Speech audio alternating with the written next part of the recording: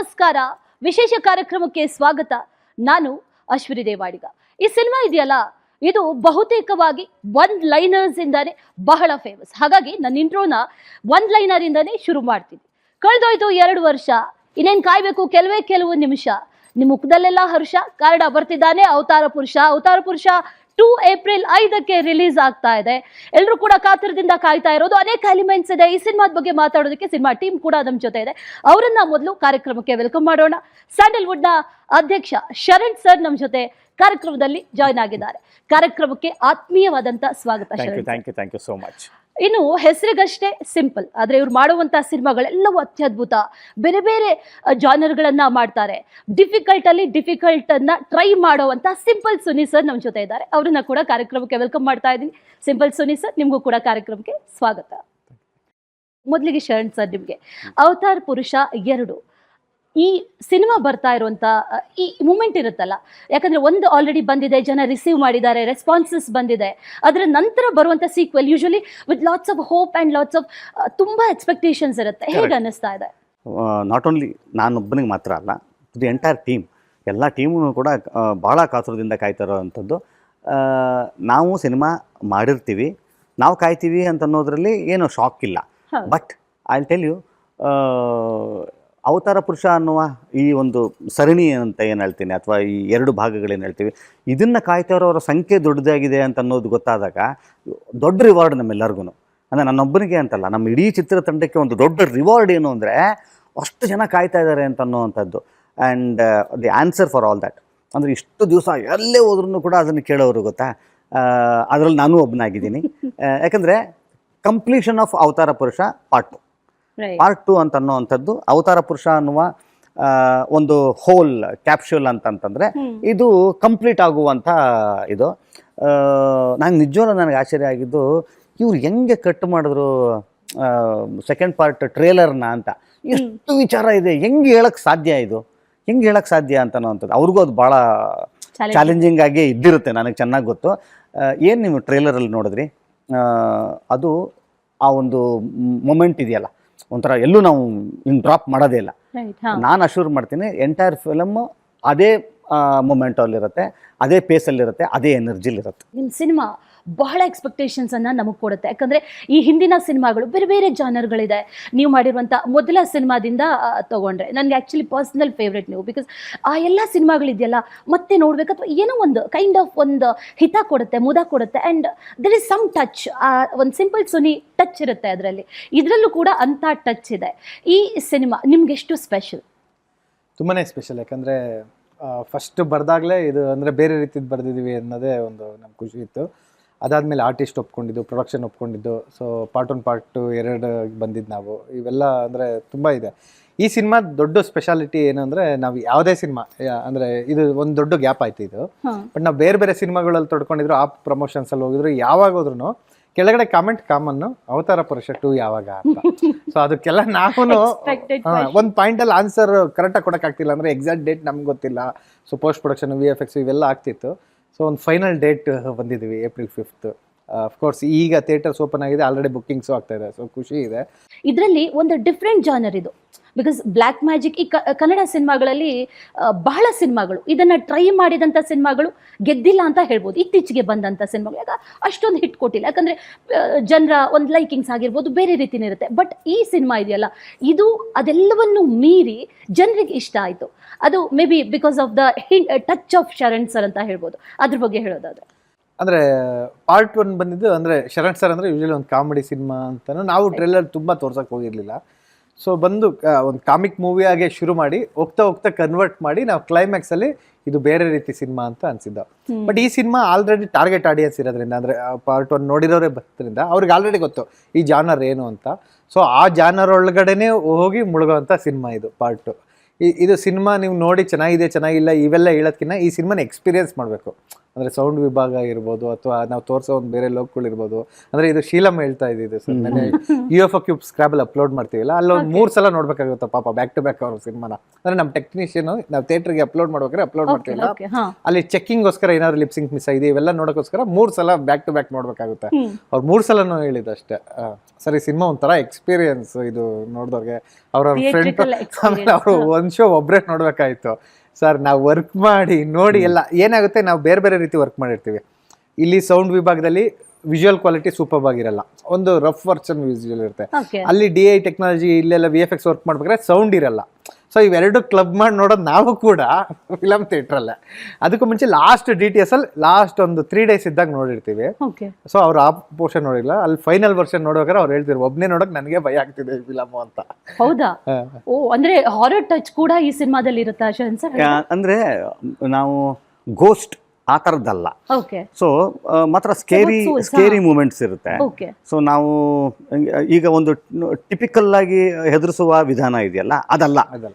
But ಬೇರೆ ಈ ಸಿನಿಮಾದ ವಿಶೇಷತೆನೇ ಅದು, ನಿಮ್ಮನ್ನ ಆ ಒಂದು ಫೀಲ್ ಕೊಡ್ತೀವಿ, ರೆಗ್ಯುಲರ್ ಫಾರ್ಮೇಟಲ್ಲಿ ಅಲ್ಲ. ಈಗ ನೀವು ಭವ್ಯ ಮೇಡಮ್ ಅವ್ರ ಜೊತೆಯಲ್ಲಿ ಒಂದು ಸೀನ್ ನೋಡ್ಬೇಕು ನೀವು, ಒಂಥರ ಕೂತ್ಕೊಳ್ತೀನಿ, ಒಂಥರ ಇಲ್ಲೆಲ್ಲ ನರ ಬಂದಿರೋ ಥರದ್ದು. ಅದು ಟ್ರೈಲರಲ್ಲೇ ಗುಮ್ ಅಂತ ಅನ್ನುತ್ತೆ ಒಂಥರ, ಹಂಗೆ ಒಂದೊಂದು ಹೋಗುತ್ತೆ. ಬೇಕಾದ್ರೆ ನೋಡಿ, ಸುಮಾರು ನಮ್ಮ ಟ್ರೈಲರ್ನ ರಿವ್ಯೂ ಮಾಡಿರುವಂಥ ಸುಮಾರು ಆ ಥರದ್ದು ಚಾನಲ್ಸಲ್ಲಿ ಅದು ತಮ್ಲೇನ್ ಆಗಿದೆ. ತಮ್ಲೇನ್ ಅಂದರೆ ಈಚ್ ಶಾಟ್ ಅದೆಷ್ಟು ನನಗೆ ಗೊತ್ತಿರೋಂಗೆ 1 ಸೆಕೆಂಡೂ ಇರಲ್ಲ, ಅದು 1 ಸೆಕೆಂಡು ಇಲ್ವೇನೋ ಅದು. ಅದೂ ಕೂಡ ಜನ ಅದನ್ನು ಗುರ್ತಿಸ್ತೇ ಹೆಕ್ತಾ ಇದ್ದಾರೆ ಅಂತಂದರೆ ಖಂಡಿತವಾಗ್ಲೂ ಆ ಥರದ್ದು ಏನಾದ್ರು ಯೂನಿಕ್ನೆಸ್ ಇದ್ದಾಗ ಅದು ನಿಮ್ಮ ಕಣ್ಣ ಇದರಲ್ಲಿ ಅದನ್ನು ರಿಜಿಸ್ಟರ್ ಆಗದೆ ಹೋಗಲ್ಲ ಅದು ಅನ್ನೋದಕ್ಕೆ ಈ ಟ್ರೈಲರೇ ಕಾರಣ. ಅನೇಕ ಕಡೆಗಳಲ್ಲಿ ಈ ಥರ ಬ್ಲ್ಯಾಕ್ ಮ್ಯಾಜಿಕ್ಗಳನ್ನು ಈಗಲೂ ಕೂಡ ಪ್ರಾಕ್ಟೀಸ್ ಮಾಡ್ತಾರೆ. ಎಲ್ಲಿ ಒಳ್ಳೇದಿದೆಯೋ ಅಲ್ಲಿ ಕೆಟ್ಟದ್ದು ಇದೆ ಅನ್ನೋದನ್ನು ಬಹಳಷ್ಟು ಜನ ನಂಬ್ತಾರೆ ಕೂಡ, ಆ್ಯಂಡ್ ಅದನ್ನು ಕಣ್ಣಾರೆ ನೋಡಿದವ್ರು ಕೂಡ ಇದ್ದಾರೆ. ನಿಮ್ಗಂತ ಎಕ್ಸ್ಪೀರಿಯನ್ಸ್ ಆಗಿದೆಯಾ? ಈ ಮಾಟ, ವಾಮಾಚಾರ ಜೊತೆಗೆ ಅನೇಕ ಬೇರೆ ಬೇರೆ ಇದೆ, ಅದರಲ್ಲಿ ತುಂಬ ಸೆಕ್ಷನ್ಸ್ ಇದೆ, ಡಿವಿಷನ್ಸ್ ಇದೆ, ಬೇರೆ ಬೇರೆ ರೀತಿ. It's A world by it self. ಆ ಸೈನ್ಸ್ ಇದೆಯಲ್ಲ, ವಾಸ್ಟ್ ಸೈನ್ಸ್ ಅದು. ಇಟ್ ಇಸ್ ನಾಟ್ ಜಸ್ಟ್ ಯಾವುದೋ ಒಂದು ಕೂದಲು ಸಿಕ್ತು, ಆ ಕೂದಲನ್ನ ಇಲ್ಲಿ ತೊಗೊಂಡ್ಬಂದು ಅದನ್ನು ವಶೀಕರಣ ಮಾಡಿ ಹಾಕಿ ಅವರನ್ನು ಇದನ್ನು ಬರೀ ಇಷ್ಟಕ್ಕೆ ಮಾತ್ರ ಸೀಮಿತ ಇಲ್ಲ. ಆ ವರ್ಲ್ಡು ಭಾಳ ದೊಡ್ಡ ಅಲ್ವಾ, ತುಂಬ ದೊಡ್ಡ ವರ್ಲ್ಡ್ ಅದು. ನನಗೆ ನೀವು ನನಗೆ ಕೇಳಿದ್ದಕ್ಕೆ ಆ ಪ್ರಶ್ನೆ ಹೇಳ್ತೀನಿ, ಭಾಳ ಕ್ಯೂರಿಯಸ್ ನಾನು. ವೆರಿ ಇಂಟ್ರೆಸ್ಟಿಂಗ್ ಸಬ್ಜೆಕ್ಟ್ ನನಗಿದು. ಯಾವುದು ಈ ಮಾಟ ಮಂತ್ರ ಅನ್ನೋದೇ ತುಂಬ ಇಂಟ್ರೆಸ್ಟಿಂಗ್. ಹಿಂದೆ ಗುರು ಈಗ ನಾನು ಹೇಳ್ತೀನಿ, ಇವಾಗ ಮೊಬೈಲ್ಸ್ ಬಂದಿದೆ, TV ಬಂದಿದೆ, ಇನ್ನೆಂಥದ್ದು ಬಂದಿದೆ. ನಾನು ಸ್ವಲ್ಪ ಒಂಚೂರು ಮೊಬೈಲ್ ಹಿಂದಿನ ಇದರ ಜನ್ರೇಷನ್ ನಾವು. ಈ ರಿಮೋಟ್ ಅನ್ನೋದೇ ನಮಗೆ ಒಂಥರ ಏನೋ ಇಲ್ಲದೆ ಕನೆಕ್ಷನ್ ಇಲ್ಲದೇನೆ ಒಂದು ವೈಬ್ರೇಷನಲ್ಲಿ ಕೆಲಸ ಮಾಡುತ್ತೆ ಅನ್ನೋದೇ ನಮ್ಗೆ ಹೊಸದು. ನನಗೆ ಬೇಸಿಕಲಿ ಚಿಕ್ಕ ವಯಸ್ಸಿಂದ ಇದ್ರ ಬಗ್ಗೆ ಹೌದಾ ಚುಚ್ಚಿದ್ರೆ ಹಂಗಾಗುತ್ತಾ ಅಂತ ಅನ್ನೋದು ಚಿಕ್ಕ ವಯಸ್ಸಿಂದನೂ ಇದ್ದಿದ್ದಂತನೂ ನನಗೆ ಪರಿಚಯ ಇಲ್ಲ. ನಿಜಕ್ಕೂ ಹೇಳಬೇಕು ಅಂತಂದರೆ ನನಗೆ ನಂಬಿಕೆ ಇದೆ, ನಂಬಿಕೆ ಇಲ್ಲ ಅನ್ನೋದಕ್ಕೆ ನನಗದು ಗೊತ್ತೇ ಇಲ್ಲ. ಫಸ್ಟ್ ಆಫ್ ಆಲ್ ನನಗೆ ಇಷ್ಟೋ ನನಗೆ ಆ ಜಗತ್ತಿನ ಬಗ್ಗೆ ಪರಿಚಯ ಆಗಿದ್ದೆ ಇವ್ರ ಸ್ಕ್ರಿಪ್ಟ್ ಮುಖಾಂತರ. ನಿಜ, ಇವ್ರ ಸ್ಕ್ರಿಪ್ಟ್ ಮುಖಾಂತರ ಇವರು ಎಷ್ಟು ಓದಿದ್ದಾರೆ ಅಂದರೆ ಈ ತ್ರಿಶಂಕು ಪಯಣ ಅನ್ನೋದಾಗಲಿ, ಅಷ್ಟದಿಗ್ಬಂಧನ ಮಂಡಲಕ ಅಂತ ಅನ್ನೋವಂಥದ್ದು, ಈ ಹೆಸರುಗಳು ಹೊಸದು ನಮಗೆ. ನನ್ನ ಕತೆ ಹೇಳ್ಬೇಕಾರೆ ನಾನು ಗುರುವೇ ಎಲ್ಲಿಂದ ಬಂತು ಅಂತ, ಸರ್ ಇಂಥದ್ದೆಲ್ಲ ಪುಸ್ತಕ ಓದಿದ್ದೀನಿ ಅಂತಂದ್ರು. ಸುನೀಲ್ ಸರ್, ಈ ಪ್ರಪಂಚಕ್ಕೆ ಅವ್ರು ಹೇಳಿದಂತ ಹಾಗೆ ನೀವು ಸ್ಟಡಿ ಮಾಡಿದ್ರಿ, ಸ್ಟಡಿಯ ಹೊರತಾಗಿ ಎಲ್ಲಾದರೂ ವಿಸಿಟ್ ಮಾಡಿ ಡೈರೆಕ್ಟ್ ಆಗಿ ನೋಡಿ ಅಥವಾ ಆ ಫೀಲ್ಡ್ಗೆ ಹೋಗಿ ಅಲ್ಲಿ ಒಂದಷ್ಟು ಸ್ಟಡಿ ಮಾಡಿದ ಅಂತ ಅನುಭವಗಳೇನಾದರೂ ಆಯ್ತಾ? ಇದೆ. ನಾನು ವಿಲಿಯಂ ಸರ್ ಕೇರಳದ ಒಂದು ಚೋಟನಿಕಲ್ ಅಂತ ಹೋಗಿ, ಇಲ್ಲಿ ಫೋನ್ ಮಾಡಿದ್ರೆ ಎಲ್ಲೋ ರೀಚ್ ಆಗುತ್ತೆ ಅಂದ್ರೆ ಅಲ್ಲೇನೋ ಒಂದು ಸೈನ್ಸ್ ವರ್ಕ್ ಆಗ್ತಾ ಇರುತ್ತೆ. ಸೊ ಸೇಮ್ ಟೈಪ್ ಅಂದ್ರೆ ಸೇಮ್ ಮಾಲಿಕ್ಯೂಲ್ಸ್, ಅದೇ ರೀತಿ ನಿಮ್ಮ ಏರ್ಸ್ ನಿಮ್ಮ ಬಾಡಿ ಎಲ್ಲೋ ಇದೆ ಅಂದ್ರೆ ನನಗೊಂದು ಏರ್ ಸಿಕ್ಕರೆ ಸಾಕು, ಸೇಮ್ ಮಾಲಿಕ್ಯೂಲ್ಸ್ ಅಂದ್ರೆ ಅವ್ರು ಅಷ್ಟು ಡೆಪ್ತ್ ಹೋಗ್ತಾರೆ. ಅಣು ಸೇಮ್ ಇರುತ್ತೆ, XY ಕ್ರೋಮೋಸೋಮ್ ಸೇಮ್ ಇರುತ್ತೆ. ಸೊ ಅದಾಗ್ಬೋದಲ್ವಾ ಅಂತ ಹಂಗೆಲ್ಲ ಕೇಳಿದ್ರೆ ಭಯ ಆಗ್ಬಿಡುತ್ತೆ. ಹೌದು, ಅವನು ಟ್ರೂತ್ ಹೇಳ್ತಾನಲ್ಲ ಅಂತ. ಫಸ್ಟ್ ಟೈಮ್ ಈ ಕತೆ ಹೇಳಿದಾಗ ಅವತಾರ ಪುರುಷ ಒನ್ನೆ ಆಬ್ವಿಯಸ್ಲಿ ಫಸ್ಟ್ ಟೈಮ್ ನಿಮ್ಗೆ ಬಂದಂತ ಥಾಟ್ ಏನು? ಫಸ್ಟ್ ಇದನ್ನ ಹೇಳ್ತಾ ಇರೋದು ಸಿಂಪಲ್ ಸುನೀನೇನಾ? ಇಂಥ ಈ ಕತೆ ಹೇಳ್ತಾ ಇವ್ರನ್ನೇ ಇರೋದು ಬಂತ? ಇದು ನಿಜವಾಗ್ಲೂ ಈ ಕತೆ ನಾನು ಸಿಂಪಲ್ ಸುನಿಯಿಂದನೇ ಕೇಳ್ತಾ ಇದ್ದೀನಾ ಅಂದಿದ್ದೆ ಫಸ್ಟ್ ಬಂದಿದ್ದು. ಸತ್ಯ ಇದು. ನಿಮಗೆ ಫಸ್ಟ್ ಅಂದ್ರೆ ಫಸ್ಟ್ ಥಾಟ್ ಈ ಒಂದು ಜಾನರಲ್ಲಿ ಮಾಡಬೇಕು ಅಂತ ಫಸ್ಟ್ ಅನ್ಸಿದ್ಯಾಕೆ? ವೆರಿ ಫಸ್ಟ್ ಅನ್ಸಿದ್ದು ವೆಬ್ ಸೀರೀಸ್ ಮಾಡೋಣ ಅಂತ. ಅವಾಗ ಲಾಕ್ಡೌನ್ ಆ ಟೈಮಲ್ಲಿ. Okay, this was supposed to be web series ಹಾಗಾದ್ರೆ? ಹೌದು, ನನಗೆ ಗೊತ್ತಿಲ್ಲ, ಅದು ಅವರಿಗೆ ಗೊತ್ತಿಲ್ಲ. ತುಂಬ ಮುಂಚೆ ವೆಬ್ ಸೀರೀಸ್ ಮಾಡೋಣ ಅಂತ ಫಸ್ಟು ಬುಕ್ ಮಾಡಬೇಕು ಅಂತಲೇ ಅಂದ್ಕೊಂಡಿದ್ದು. ಆಮೇಲೆ ಕಾರಣಾಂತರಗಳಿಂದ ನಾವೇ ಎತ್ಕೊಂಡು ನಮ್ಮದೇ ಒಂದು ಹೊಸ ಸಬ್ಜೆಕ್ಟು ಬರೆಯೋಕ್ಕೆ ಶುರು ಮಾಡ್ದೋ. ಸೊ ಫುಲ್ಲು ಬರೆದ್ಮೇಲೆ ಪುಷ್ಕರ್ ಸರ್ಗೆ ಒಂದು ರೀಡಿಂಗ್ ಕೊಡ್ತೀನಿ. ಸೊ ಅವರು ಸರಿ ತುಂಬ ಚೆನ್ನಾಗಿದೆ ಮಾಡೋಣ ಅಂತ ಹೇಳಿದ್ರು. ಅವರು ಶರಣ್ ಸರ್ ಜೊತೆ ಫಸ್ಟೇ ಕಮಿಟ್ಮೆಂಟ್ ಆಗಿತ್ತು ಅವ್ರದ್ದು. ಸೊ ಅದಾದಮೇಲೆ ಶರಣ್ ಸರ್ಗೆ ಹೇಳಿ ಅಂದರು. ಸೊ ನನಗೂ ಪರ್ಫೆಕ್ಟ್ ಆಗಿತ್ತು, ಯಾಕಂದರೆ ಸಿನಿಮಾ ಕಾಮಿಡಿ ಜಾನರ್ ಥರ ತೊಗೊಂಡೋಗಿ ಅಲ್ಲಿಂದ ಟ್ರಾವೆಲ್ ಮಾಡೋಂಗೆ, ಅಂದರೆ ಆಡಿಯನ್ಸ್ಗೆ ಅದೊಂದು ಶಾಕ್ ಬೇಕಿತ್ತು. ಅಂದರೆ ಪಾಪ ಇವ್ನಿಗೆ ಇಷ್ಟೊಂದು ಎಫರ್ಟ್ ಆಗ್ತಿದೆಯಲ್ಲ, ಇವ್ನ ಮೇಲೆ ಇಷ್ಟ ಆಗ್ತಿದೆಯಲ್ಲ ಅಂದಿದ್ದು, ಗುರು ಇವನೇ ಅವ್ರಿಗಿಂತ ಮಾಸ್ಟರ್ ಅಂತ ಹೇಳೋದು ನನಗೆ ಶಾಕ್ ಬೇಕಿತ್ತು. ಸೊ ಅವಾಗ ಹೋಗಿ ಶರಣ್ ಸರ್ ಹೇಳಿದೆ, ಅಪ್ರೋಚ್ ಮಾಡಿದ್ದು. ಓಕೆ, ಈ ಜಾನರ್ಸ್ ಏನೇ ಅಪರೂಪಕ್ಕೊಮ್ಮೆ ಪಟ ನೀವು ಪ್ರತಿ ತಿಂಗಳಿಗೋ 2 ತಿಂಗಳು ನೀವು ಎಲ್ಲಿ ತುಂಬ ಅಪರೂಪಕ್ಕೆ ಬರೋದು ಆಗಿದ್ದರಿಂದ ಇಲ್ಲಿ 2 ಥರ. ಒಂದು ಆಸಕ್ತಿ ಜಾಸ್ತಿ, ಎರಡನೇದು ಟೀಮಿಗೆ ಚಾಲೆಂಜಿಂಗ್ ಜಾಸ್ತಿ. ಅಚೀವ್ ಮಾಡೋಕೆ ಕಷ್ಟ ಆಗುತ್ತೆ ಅಂತ ಅನ್ನೋದಾದ್ರೆ ಏನಾಗುತ್ತಾ, ಒಂಥರ ಶಾರ್ಪ್ ಎಡ್ಜ್ ಮೇಲೆ ನಡೆದಂಗೆ ಇದು. ಈ ಕಡೆ ಆದರೆ ತುಂಬ ದೊಡ್ಡ ಅಪ್ರಿಸಿಯೇಷನ್ನು, ಈ ಕಡೆ ಆದರೆ ಪಾತಾಳ ಅಲ್ವಾ. ಒಂದು ಚೂರು ಎಡುವಂಗಿಲ್ಲ, ಒಂದು ಗ್ರಾಫಿಕಲ್ ಎಡುವಂಗಿಲ್ಲ, ಸ್ಕ್ರಿಪ್ಟಲ್ಲಿ ಎಡುವಂಗಿಲ್ಲ, ಇಲ್ಲ ಅಂದರೆ ಹಾಸ್ಯಾಸ್ಪದವಾಗುತ್ತೆ. ಭಾಳ ಭಾಳ ಇದು ಎಕ್ಸಾಕ್ಟ್ ಅದೇ ಚಾಲೆಂಜು ಇವತ್ತು ಆ್ಯಸ್ ಅ ಟೆಕ್ನಿಷಿಯನ್ ಅವ್ರು ಹೋಗ್ತಾ ಇರ್ತಾರೆ.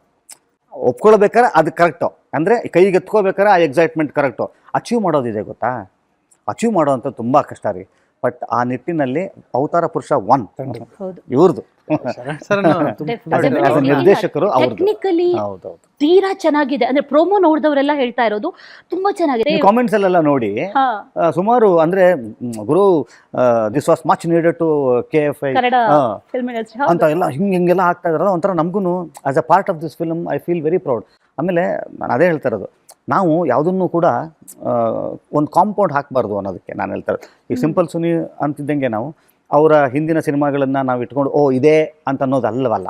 ಸೊ ನಾವು ಯಾಕಂದರೆ ಅವರ ಶುರುವಾತ್ ಹಂಗಾಗಿರ್ಬೋದೇನೋ, ಅವ್ರು ಶುರುವಾತ್ ಹಂಗಾಗಿರ್ಬೋದು, ಬಟ್ ಅವರು ಇದೇ ಥರದ್ದು ಮೊದಲೇ ಯೋಚನೆ ಮಾಡಿದ್ರು, ಕನ್ಸ್ಕೊಂಡಿದ್ರು ಏನು. ಈಗ ಆ್ಯಕ್ಚುಲಿ ಹೇಳಬೇಕು ಅಂತಂದರೆ, ಸುಮ್ಮನೆ ನಾನು ಒಂದು ವಿಚಾರ ನಿಮ್ಗೆ ಹೇಳಿದ್ರೆ ನೀವಿಬ್ಬರು ಶಾಕ್ ಆಗ್ತೀರಾ. ನನ್ನ ಕರಿಯರ್ ಸ್ಟಾರ್ಟ್ ಆಗಿದೆ ವಿಲ್ಲನ್ ಪಾತ್ರಗಳಲ್ಲಿ ನೋಡಿ. ನನ್ನ ಆ್ಯಕ್ಚುಲಿ ನನ್ನ ಈ ಜರ್ನಿ ಏನಿದೆಯಲ್ಲ, ಕಲಾವಿದನ ಜರ್ನಿ ಸ್ಟಾರ್ಟ್ ಆಗಿದ್ದೆ ನೆಗೆಟಿವ್ ರೋಲ್ಸಿಂದಲೇ. ನನ್ನ ಮೊದಲನೇ ದಿವಸಗಳ ಅಷ್ಟೂ ನೆಗೆಟಿವ್ ರೋಲ್ಸ್ ಮಾಡ್ತಾ ಇದ್ದಿದ್ದು ನಾನು ವಿಲ್ಲನ್ ನಾನು. ಸೊ ಇವತ್ತು ಅವತಾರ ಪುರುಷ ಅಂತನ್ನುವ ಒಂದು ಮ್ಯಾಜಿಕಲ್ ಸಿನಿಮಾನ ಇಷ್ಟು ಚಂದ ಸುನಿ ಮಾಡಿದ್ದಾರೆ ಅಂತಂದರೆ ಶಾಕ್ ತೊಗೋಬಾರ್ದು ನಾವು. ಯಾಕಂತಂದರೆ ಅವ್ರ ಒಳಗಡೆ ಅದು ಒಳಗಡೆ ಇತ್ತು. ಸೊ ಇನ್ನೂ ಕೂಡ ಈ ಬತ್ತಳಿಕೆಯಲ್ಲಿ ಇನ್ನೂ ಹಲವಾರು ಥರದ ಜಾನರ್ಸ್ ಇದೆ.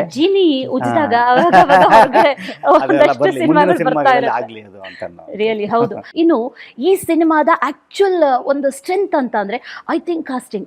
ದಿಗ್ಗಜರು ಸಾಯಿ ಕುಮಾರ್ ಆಗಿರ್ಬೋದು, ಅಶುತೋಷ್ ರಾಣಾ ಆಗಿರ್ಬೋದು, ಅದ್ರ ಜೊತೆಯಲ್ಲಿ ಭವ್ಯ, ಸುಧಾರಾಣಿ, ಶ್ರೀನಗರ್ ಕಿಟ್ಟಿ ಸರ್. ಪಾತ್ರಗಳು ಒಂದೊಂದು ಪಾತ್ರನೂ ಅಂದ್ರೆ ನಾ ಎಕ್ಸ್ಪ್ಲೇನ್ ಮಾಡ್ಬೇಕಾದ್ರೇನೆ ಹಂಗಿತ್ತು, ಆ ಗಾಢತೆ ಇತ್ತು. ಸೊ ನಾವು ಒಬ್ಬೊಬ್ರಿಗೂ ಅಪ್ರೋಚ್ ಆದಾಗ ಆಮೇಲೆ ಎಲ್ಲರೂ ಈಸಿಯಾಗಿ ಡೇಟ್ಸ್ ಕೊಟ್ಟರು. ಅಂದರೆ ಸಬ್ಜೆಕ್ಟ್ ಅವ್ರವ್ರ ಕ್ಯಾರೆಕ್ಟರ್ ಕೇಳ್ತಿದ್ದಾಗೆ ಇಲ್ಲ ಇದು ನಾನು ಮಾಡ್ತೀನಿ ಅಂತ ಬಂದು ಮಾಡಿಕೊಟ್ರು. ಸೊ ಎಲ್ಲರಿಗೂ ಋಣಿ ಆಗಿರ್ತೀವಿ ನಾವು. ಓಕೆ, ಈಗ ಈ ಅವತಾರ ಪುರುಷ 2 ರಿಲೀಸ್ ಆಗ್ತಾ ಇರುವಂತಹ ಟೈಮಲ್ಲಿ ಒನ್ನ ಒಂದಷ್ಟು ಜನ ರೀಕಾಲ್ ಮಾಡ್ತಿದ್ದಾರೆ.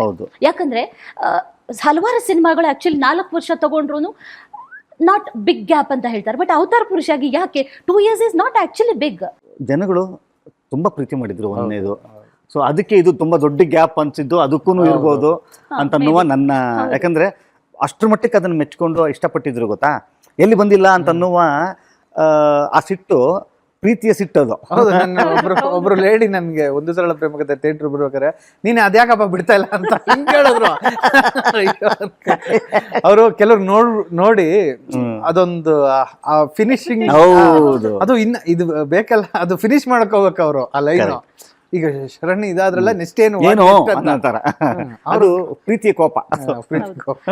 ಒನ್ನಲ್ಲಿ ಒಂದಷ್ಟು ಹಾಡುಗಳಿದೆ. ಈಗ ಸೆಕೆಂಡ್ ಅಲ್ಲಿ ಈ ತರವೆಲ್ಲ ತಂಗಿ ತಂಬೂರಿ ಅನ್ನುವಂತ ಹಾಡು. ಫಸ್ಟ್ ಅಲ್ಲಿ ಐ ಥಿಂಕ್ ವಸುದೇವ ಕುಟುಂಬಕಂ, ಅದು ಒಂದ್ ರೀತಿ ಬೋತ್ ಸಿಂಕ್ ಆಗುವಂತ ಹಾಡು. ಈ ಕಾನ್ಸೆಪ್ಟ್ ಯಾರಿಂದ ಬಂದಿದ್ದು? ವಸುದೈವ ಕುಟುಂಬಕಂ ಜಗತ್ತೇ ಒಂದು ಕುಟುಂಬ ಅಂತ. ಸೊ ಇದ್ರಲ್ಲಿ ಅನಾಥ ಮಗು ಆಗಿರ್ತಾರೆ, ಅವ್ರಿಗೊಂದು ಫ್ಯಾಮಿಲಿ ಸಿಕ್ತಾಗ ಅದೊಂದು ಪರ್ಫೆಕ್ಟ್ ಸಾಂಗ್ ಅದು ವಸುದೈವ ಕುಟುಂಬಕಂ. ಒಂದು ಕಳೆದೋದ ಗುಬ್ಬಿಗೆ ಗೂಡೊಂದು ಸಿಕ್ಕಿದೆ ಅಂತ. ಸೊ ಇದು ತರವಲ್ಲ ತಂಗಿ ಅಲ್ಲ, ಎಲ್ಲರೂ ತಪ್ಪು ಮಾಡ್ಕೋತಾರೆ. ತರವಲ್ಲ ತಗಿ ನಿನ್ನ ತಂಬೂರಿ ಸ್ವರ ಹೌದು. ಅಂದ್ರೆ ಶಿಶುನಾಳ ಶರೀಫ್ರು ನಿನ್ಗೇನು ಅಂದ್ರೆ ಏನ್ ಪೂರ್ಣವಾಗಿ ಬರುತ್ತೋ ಅದನ್ನ ಮಾಡು, ಅರ್ಧ ಬರ್ಧ ಬಂದು ಮಾಡಕ್ ಹೋಗ್ಬಿಡ ಅನ್ನೋದನ್ನ ಅದು ತರವಲ್ಲ ತಗಿ ನಿನ್ನ ತಂಬೂರಿ ಸ್ವರ ಬರದೇ ಬಾರಿಸಿದ್ರು ತಂಬೂರಿ. ಅದಾದ್ಮೇಲೆ ಬಿಜು ಅವರು ರ್ಯಾಪ್ ಬರ್ದಿದ್ರೆ ಸೇಮ್ ಅಂದ್ರೆ ಇವತ್ತೆಲ್ಲ ನಾವು ಸೋಷಿಯಲ್ ಮೀಡಿಯಾ ಅಡಿಕ್ಷನ್ ಆಗಿ ಆ ರೀತಿ ಹೇಗಿದ್ದಾವೆ ಅನ್ನೋದು ಅದೊಂದು ಮತ್ತೆ ಇವ್ರದ್ದು ಜೂನಿಯರ್ ಆರ್ಟಿಸ್ಟ್ ಲೈಫಿಗೆ ಬಂದಾಗ ಬರೋವಂಥ song, almost hero introduction song ತರನೇ. ಸೊ ಅದನ್ನ ಬೇರೆ ಕತೆ ಒಳಗಡೆ ಸೇರಿಸಿ ಬೇರೆ ರೀತಿ ಬಂದಿದ್ವಿ. ಕೋರ್ ಫಿಲಮ್ ಒಂದಿದೆ, ಓಕೆ, ಇವನು ಹೇಳ್ಬಿಡ ಹೇಳ್ಬಿಟ್ರು ಇವನು ಜೂನಿಯರ್ ಆಕ್ಟರ್. ಸೊ ಜೂನಿಯರ್ ಆಕ್ಟರಿನ ಮಧ್ಯದಲ್ಲಿ ನೀವು ಫಸ್ಟ್ ಪಾರ್ಟ್ ಅಲ್ಲಿ ನೋಡಿರ್ತೀರಾ, ಹೌದು, ಏನೋ ಋಷಿ ತರ ಒಂದೇನೋ ಹಾಕೊಂಡಿರ್ತೀನಿ. ಸ್ಟಾರ್ಟಿಂಗ್ ಆಮೇಲೆ ಇವ್ರು ಟ್ರೈಲರ್ ಅಲ್ಲೂ ಕಟ್ ಮಾಡಿದಾರೆ ನೋಡಿ, ಇವರು ಭಿಕ್ಷಿಕನ್ ತರ ಏನೋ ಡ್ಯಾನ್ಸ್ ಮಾಡ್ಕೊಂಡು ಅದಿರ್ತೀನಿ. ಸೊ ಇದೆಲ್ಲ ನಮಗೊಂದಿಷ್ಟು ಕ್ಯಾರೆಕ್ಟರ್ಸ್ ಅವತಾರ ಸಿಕ್ಕಿದ್ದು, ಇನ್ನೊಂದಿಷ್ಟು ಅವತಾರಗಳು ಆ್ಯಡ್ ಆಗಿದ್ದು ಇವನ್ ಜೂನಿಯರ್ ಆಕ್ಟರ್ ಆಗಿದ್ದರಿಂದ. ಯಾಕಂದ್ರೆ ಯೂಶಲಿ ಒಬ್ಬ ಜೂನಿಯರ್ ಆಕ್ಟರ್ಸ್ಗೆ ಅವರು ತುಂಬಾ ಪಾತ್ರಗಳನ್ನ ಮಾಡ್ಬೇಕಾಗತ್ತೆ. ತುಂಬಾ ಪಾತ್ರಗಳು ಇಲ್ಲಿ ಬಂತಿದ್ದಂಗೆ ಇಲ್ಲೊಬ್ಬ ಡೈರೆಕ್ಟರ್ ಆಗೋ ಕುತ್ಕೋಬಹುದು, ಆಕ್ಟರ್ ಆಗ್ಬೋದು, ಡಾಕ್ಟರ್ ಆಗ್ಬೋದು, ನರ್ಸ್ ತರ ಆಗ್ಬೋದು, ಪ್ಯೂನ್ ಆಗ್ಬೋದು, ಪೋಸ್ಟ್ ಮ್ಯಾನ್ ಆಗ್ಬೋದು. ಸೊ ಈ ಥರದ ಒಂದಿಷ್ಟು ಪಾತ್ರಗಳನ್ನು ಮಾಡುವಂಥದ್ದು. ಈ ಥರವಲ್ಲ ತೆಗಿ ನಿನ್ನ ಅದು ಆ ಸಾಂಗಿನಲ್ಲೂ ಕೂಡ ಜೂನಿಯರ್ ಆ್ಯಕ್ಟರ್ ಆಗಿರುವಂಥ ಸಮಯದಲ್ಲಿ ಒಂದಿಷ್ಟು ಅವತಾರಗಳನ್ನು ತಗೊಳ್ತಾನಲ್ಲ. ಸೊ ಹಾಗಾಗಿ ಇದು ಮೇನ್ ಕೋರ್ ಕ್ಯಾರೆಕ್ಟರ್ದನ ಗೆಟಪ್ ಅಲ್ಲ, ಅದು ಜೂನಿಯರ್ ಆಕ್ಟರಿನ ಗೆಟಪ್ ಆಗಿದೆ. ಓಕೆ, ಸಿಕ್ಕಾಪಟ್ಟೆ ಬೇರೆ ಬೇರೆ ವೆರೈಟೀಸ್ ಆಫ್ ಕ್ಯಾರೆಕ್ಟರ್ಸ್ ಅನ್ನ ಪ್ಲೇ ಮಾಡಿದ್ದೀರಾ. ಒಂದು ಹೆಣ್ಣಾಗಿ ಅಥವಾ ಒಬ್ಬ ಏಜ್ ಆಗಿರುವಂಥದ್ದಾಗಿರ್ಬೋದು, ಅಥವಾ ಇನ್ನೊಂದು ಮತ್ತೊಂದು. How difficult is that? ಬಣ್ಣ ಹಚ್ಚೋದು ಅಷ್ಟೊಂದು ಈಸಿ ಅಲ್ಲ. ಸೊ ಅದು ಹೇಗೆ? 13 ವರ್ಷದವನು ನಾನು. ಓಕೆ, 13 ವರ್ಷದವನು. ನಮ್ಮ ತಾಯಿಗೆ ತಂದೆ ಕ್ಯಾರೆಕ್ಟರ್ ಮಾಡಿದ್ದೆ ನಾಟಕದಲ್ಲಿ. ಕಂಪನಿಯಲ್ಲಿ ಮುದ್ಕಂತಾರ ಫುಲ್ಲು ಗಿಡ ಹಾಕಿ ಆ ಮೇಕಪ್ ಅದೆಲ್ಲ ಮಾಡಿ ನಮ್ಮ ಅಮ್ಮನಿಗೆ ತಂದೆ, ನಾನು ನಮ್ಮ ಅಮ್ಮಂಗೆ ತಂದೆ. ನಮ್ಮಪ್ಪ ಅಂದ್ರೆ ನಾನು ಕೂಡ ಚೆನ್ನಾಗಿ ನೆನಪಿದೆ ನನಗೆ ನನ್ನ ಆ ನಾಟಕ. ಅದು ಅದ್ರೊಳಗಡೆ ಲಾಸ್ಟ್ ಬಟ್ ಫಸ್ಟ್ ಏನೋ ನೆಕ್ಸ್ಟ್ ಅದಕ್ಕೆ ಬಿಫೋರ್ ಒಂದು ಸೀನ್ನ ಲೆಕ್ಚರ್ ಸೀನ್ ಅಂತೀವಿ. ನಾಟಕ ಮುಕ್ತಾಯವಾಗ್ತಾ ಇದೆ, ನೀವೆಲ್ಲರೂ ನಮಗೆ ಬೆಂಬಲ ಕೊಟ್ಟಿದ್ರಿ, ನಾಳೆನೂ ಕೂಡ ಇದೇ ಸಮಯದಲ್ಲಿ ಈ ಪ್ರಯೋಗ ನಡೀತಾ ಇರುತ್ತೆ, ನಾಳೆನೂ ಬಂದು ಇದನ್ನ ಮಾಡಿ ಅನ್ನುವ ಇದೊಂದು ಸೀನ್ ಇರುತ್ತೆ, ಚಿಕ್ಕ ಪುಟಾಣಿ. ಅದಕ್ಕೆ ನಾವು ಲೆಕ್ಚರ್ ಸೀನ್ ಅಂತ ಹೇಳ್ತೀವಿ ಅದನ್ನು. ಆ ಲೆಕ್ಚರ್ ಸೀನಲ್ಲಿ ನಮ್ಮ ತಂದೆ ಬಂದು ಫುಲ್ ನಾಟಕ ಮುಗಿದೋಗಿರೋದಲ್ಲ, ಇವಾಗ ಒಂದು ವಿಚಾರ ಹೇಳ್ತೀನಿ, ನೀವೆಲ್ಲ ಶಾಕ್ ಆಗ್ತೀರಾ. ನಮ್ಮ ಮಾವನ ಕ್ಯಾರೆಕ್ಟರ್ ಮಾಡಿದ್ನಲ್ಲ ಅವನು, ನನ್ನ ಮಗ ಅವನು ಬರ್ತಾನೆ ನೋಡ್ರಿ ಈಗ ಅಂತ ಅಂದ್ಬಿಟ್ಟು ಅವಾಗೆಲ್ಲ ಮೇಕಪ್ ತೆಗಿತಿದ್ದೆ. ಚಿಕ್ಕ ಹುಡುಗ ಬರ್ತಿದ್ದೆ ನಾನು, 13 ವರ್ಷ ನನಗೆ ಅವಾಗ. ಈ ಸೀನ್ ಇವಾಗೆಲ್ಲ ಫೂಟೇಜ್ ಆಗಿದ್ರೆ ಈಗ ನಮ್ಮಪ್ಪ ಹೇಳ್ಬಿಟ್ಟು ಕರ್ಸವ್ರು ನನಗೆ. ನನ್ನ ಎಂಟ್ರಿಗೆ ಫುಲ್ ಕ್ಲಾಪ್ಸು, ಅಯ್ಯೋ ಇವನ ಹುಡುಗ ಅಂತ ಅಂದ್ಬಿಟ್ಟು. ಸೊ ಅಂಥದ್ದು ಅಲ್ಲಿಂದ ಬಳವಳಿ, ಇದು ನಾಟಕದ ಬಳವಳಿ. ಇದು ಒಂದು ಸಿನಿಮಾ ಸಕ್ಸಸ್ಫುಲ್ ಆಗ್ಬೇಕಂದ್ರೆ ಪ್ರೊಡ್ಯೂಸರ್ ಕೂಡ ಬಹಳ ಇಂಪಾರ್ಟೆಂಟ್ ಆಕ್ಚುಲಿ. ಅದ್ರಲ್ಲಿ ನಾವು ಪುಷ್ಕರ್ ಸರ್ ಅನ್ನ ನೆನ್ಸ್ಕೊಳ್ಳೇಬೇಕು. ಈಗ ನಾವು ಮನೆ ಶೂಟ್ ಮಾಡ್ತೀವಿ ಅಂದ್ರೆ ಅವರು ಯೂಶಲಿ ಒಂದು 4 ಮನೆಗಳಿರುತ್ತೆ ಶೂಟಿಂಗ್ ಹೌಸು. ಸರಿ, ಇದರಲ್ಲಿ ಒಂದಷ್ಟು ಶೂಟ್ ಮಾಡ್ತೀವಿ, ಇದರಲ್ಲಿ ಒಂದಷ್ಟು ಶೂಟ್ ಮಾಡ್ತೀವಿ ಅಂದಾಗ ಇಲ್ಲ ಯುನೀಕ್ನೆಸ್ ಇರಲಿ ಅಂತ ಅವರೇ ಕೇರಳದಲ್ಲಿ ಹುಡುಕಿಸಿ ನಮ್ಮನ್ನ ಅಲ್ಲಿ ಕಳಿಸಿದ್ರು. ಸೊ ಆ ರೀತಿದ ಸ್ಟಾರ್ ಕ್ಯಾಸ್ಟ್ಗಳು ಎಲ್ಲ ತುಂಬ ಜಾಮ್ ಪ್ಯಾಕ್ ಆಗಿರಬೇಕು ಅಂತ ಅಂದರೆ ನಾವೇನು ಕೇಳ್ತೀವಿ ಎಲ್ಲದಕ್ಕೂ ಅಪ್ರೂವಲ್ ಕೊಟ್ಟರು. ಸೊ ಪ್ರಮೋಷನ್ಸ್ ಇರ್ಬೋದು ಎಲ್ಲ ತುಂಬ ಚೆನ್ನಾಗಿ ಮಾಡಿಕೊಟ್ರು. ಕೊನೆಯದಾಗಿ ವ್ಯೂವರ್ಸ್ಗೆ ಒಂದು ಮೆಸೇಜ್ ಅಥವಾ ಅವತಾರ ಪುರುಷ 2ನಲ್ಲಿ ಅವರು ಎಕ್ಸ್ಪೆಕ್ಟ್ ಮಾಡಬಹುದಾದಂಥ ಒಂದು ವಿಚಾರನ ಹೇಳೋದಾದ್ರೆ. ಅವತಾರ ಪುರುಷ 1 ಸಿನಿಮಾದಲ್ಲಿ ನೀವೆಲ್ಲರೂ ಶರಣನ್ನ ಇದುವರೆಗೂ ನೋಡಲಾರದ ಒಂದು ವಿಭಾಗದಲ್ಲಿ ನೀವು ನೋಡಿದ್ರಿ, ಬರೀ ನೋಡಿರಲಿಲ್ಲ, ಮೆಚ್ಕೊಂಡಿದ್ರಿ ಅದನ್ನು. ಅಲ್ಲಿ ನೀವೇನೇನು ಮೆಚ್ಕೊಂಡಿದ್ರೆ ಕೆಲವು ಅಂಶಗಳು ಅಂತಂದರೆ ಬ್ಲ್ಯಾಕ್ ಮ್ಯಾಜಿಕ್ ಆಗಿರ್ಬೋದು, Sharan with so many effects, ಅಂದರೆ ಈ ಮ್ಯಾಜಿಕಲ್ ವಿಷುವಲ್ ಏನಂತೀರಿ ಗ್ರಾಫಿಕಲ್ ವರ್ಲ್ಡ್ ಅದಿತ್ತಲ್ಲ, ಅದು ನೀವು ಮೆಚ್ಕೊಂಡಿದ್ದಂಥ ಅಂಶ ಕಮ್ಮಿ ಇತ್ತು. 2ನೇ ಭಾಗದಲ್ಲಿ ಜಾಸ್ತಿ ಇದೆ ಅದನ್ನು. ಮೊದಲನೇ ಭಾಗ ನಿಮಗೆ ಇಷ್ಟ ಆಗಿದೆ, ಖಂಡಿತ ನಮಗೆ ಗೊತ್ತು. ಆಗಿದ್ದರೆ ಖಂಡಿತವಾಗಲೂ 2ನೇ ಭಾಗ ನಿಮ್ಗೆ ಇನ್ನೂ ಹೆಚ್ಚು ಇಷ್ಟ ಆಗುವಂಥ ಅಂಶಗಳನ್ನು ಭಾಳ ನಿಗಾ ವಹಿಸಿ ಶ್ರಮ ವಹಿಸಿ ಈ ತಂಡ ಅಂದರೆ ಟೆಕ್ನಿಕಲ್ ತಂಡ ನಿಮಗೋಸ್ಕರ ಸಿದ್ಧ ಮಾಡಿರುವಂಥದ್ದು. ಖಂಡಿತವಾಗ್ಲೂ ಮಿಸ್ ಮಾಡ್ಕೋಬೇಡಿ. ಆಮೇಲೆ ಮೊದಲನೇ ಭಾಗಕ್ಕೆ ನೀವು ತೋರಿಸಿದಂಥ ಪ್ರೀತಿ ಆಶೀರ್ವಾದ 2ನೇ ಭಾಗದಲ್ಲೂ ಇರಲಿ ಅಂತ ಅನ್ನುವಂಥದ್ದು ಇಡೀ ತಂಡದ ಪರವಾಗಿ ನನ್ನ ಕೋರಿಕೆ. ಅಫ್ಕೋರ್ಸ್ ನೀವು ಪಾರ್ಟ್ 1 ತೋರಿಸಿರೋ ಪ್ರೀತಿಗೆ ನಾನು ಚಿರಋಣಿಯಾಗಿರ್ತೀನಿ. ಸೊ ಪಾರ್ಟ್ 1ನಲ್ಲಿ ಯಾರಿಗೆ ಆ ಕಾನ್ಸೆಪ್ಟ್ಗಳು ಇಷ್ಟ ಆಯಿತು ದಯವಿಟ್ಟು ಪಾರ್ಟ್ 2 ಬನ್ನಿ. ಈ ಸಿನಿಮಾ ಚೆನ್ನಾಗಿದೆ ಚೆನ್ನಾಗಿಲ್ಲ ಅನ್ನೋದಕ್ಕಿಂತ ನೀವು ಎಕ್ಸ್ಪೀರಿಯನ್ಸ್ ಒಂದು ಬೇರೆ ರೀತಿ ಎಕ್ಸ್ಪೀರಿಯನ್ಸ್ ಫೀಲ್ ಮಾಡ್ತೀರಾ ಈ ಸಿನಿಮಾ. ಸೊ ಸೌಂಡ್ ಡಿಸೈನಿಂಗ್ ಇರ್ಬೋದು ಅಥವಾ ಓವರಾಲ್ ವಿಜುವಲ್ ಇರ್ಬೋದು, ಅದಾದಮೇಲೆ ಆ ಸೀನ್ ಮಾಡೋ ಇಂಪ್ಯಾಕ್ಟ್ ಇರ್ಬೋದು ನಿಮಗೆ. ಅಫ್ಕೋರ್ಸ್ ಒಂದು ನಾರ್ಮಲ್ ಸಿನಿಮಾಗಳು ಕೊಡೋದಕ್ಕಿಂತ ಇದು ಬೇರೆ ರೀತಿ ಕೊಡುತ್ತೆ. ಸೊ ಅದನ್ನ ಬಂದು ಥಿಯೇಟ್ರಲ್ಲೇ ಫೀಲ್ ಮಾಡಿ ನಿಮ್ಮ ರಿವ್ಯೂಸ್ಗೆ ನಾನು ಕಾಯ್ತಾ ಇರ್ತೀನಿ. ಇಡೀ ಕನ್ನಡಿಗರು ಕನ್ನಡ ಸಿನಿಮಾನ ಥಿಯೇಟರ್ ಅಲ್ಲೇ ಹೋಗಿ ನೋಡಬೇಕು. ಯಾಕಂದ್ರೆ ಇಂಥ ಸಿನಿಮಾಗಳು ಥಿಯೇಟರ್ ಅಲ್ಲೇ ಹೋಗಿ ನೋಡಬೇಕು. ಆ ವಿಜುವಲ್ ಟ್ರೀಟ್ ಆಗಿರ್ಬೋದು, ಸೌಂಡ್ ಆಗಿರ್ಬೋದು, ಅದ್ರ ಜೊತೆಯಲ್ಲಿ ಸಾಕಷ್ಟು ತಂತ್ರಜ್ಞರು ಕೆಲಸವನ್ನ ಮಾಡಿರ್ತಾರೆ. ಅದೆಲ್ಲವನ್ನೂ ಕೂಡ ನೋಡಬೇಕು ಅಂತಂದ್ರೆ ಥಿಯೇಟರ್ಗೆ ಹೋಗಿ ನೋಡಬೇಕು ಏಪ್ರಿಲ್ 5ಕ್ಕೆ. ಆಮೇಲೆ ನೀವೊಂದು ಸೋಷಿಯಲ್ ಮೀಡಿಯಾದಲ್ಲಿ ಹಾಕೊಂಡಿದ್ರಿ, ಅದನ್ನೇ ಯೂಸ್ ಮಾಡ್ತೀನಿ. ರಂಜಾನ್ ಆಗಿರ್ಬೋದು ಅಥವಾ ಯುಗಾದಿ ಆಗಿರ್ಬೋದು ಅಥವಾ ಹೊಸತಡ್ಕ ಆಗಿರ್ಬೋದು, ಯಾವುದೇ ರಜಾ ಬಂದ್ರು ಏನೇ ಟೈಮ್ ಸಿಕ್ಕಿದ್ರು ಸಿನಿಮಾನ ಟೈಮ್ ಮಾಡ್ಕೊಂಡು ಹೋಗಿ ನೋಡಿ. ಅಂಡ್ ಕಾರ್ಯಕ್ರಮದಲ್ಲಿ ಭಾಗವಹಿಸಿದ್ದಕ್ಕೆ, ಈ ಸಿನಿಮಾದ ಬಗ್ಗೆ ಸಾಕಷ್ಟು ವಿಚಾರಗಳನ್ನ ಮಾತಾಡಿದ್ದಕ್ಕೆ thank you so much Sharan sir, Suni sir, thank you so much. ವೀಕ್ಷಕರೇ, ಅವತಾರ ಪುರುಷ 2 ಏಪ್ರಿಲ್ 5ಕ್ಕೆ ರಿಲೀಸ್ ಆಗ್ತಾ ಇದೆ. ಸಾಕಷ್ಟು ಎಕ್ಸ್ಪೆಕ್ಟೇಷನ್ಸ್ ಇರುವಂತಹ ಮೂವಿ. ಸಿನಿಮಾದಲ್ಲಿ ಏನಿದೆ, ಏನಿಲ್ಲ, ಏನೆಲ್ಲ ಎಕ್ಸ್ಪೆಕ್ಟ್ ಮಾಡ್ಬೋದು ಅನ್ನೋದನ್ನ ಈಗಾಗಲೇ ಹೇಳಿದ್ದಾರೆ ಶರಣ್ ಸರ್ ಆಗಿರ್ಬೋದು, ಸುನಿ ಸರ್ ಆಗಿರ್ಬೋದು. ನೀವು ಖಂಡಿತವಾಗ್ಲೂ ಮಿಸ್ ಮಾಡ್ಕೋಬೇಡಿ, ಸಿನಿಮಾನ ಥಿಯೇಟರ್ ಅಲ್ಲೇ ಹೋಗಿ ನೋಡಿ ಅಂತ ಹೇಳ್ತಾ ಕಾರ್ಯಕ್ರಮನ ಮುಗಿಸ್ತಾ ಇದ್ದೀವಿ. ನೋಡ್ತಾ ಇರಿ ಪವರ್ ಟಿವಿ, ಇದು ನಿಮ್ಮ ಶಕ್ತಿ.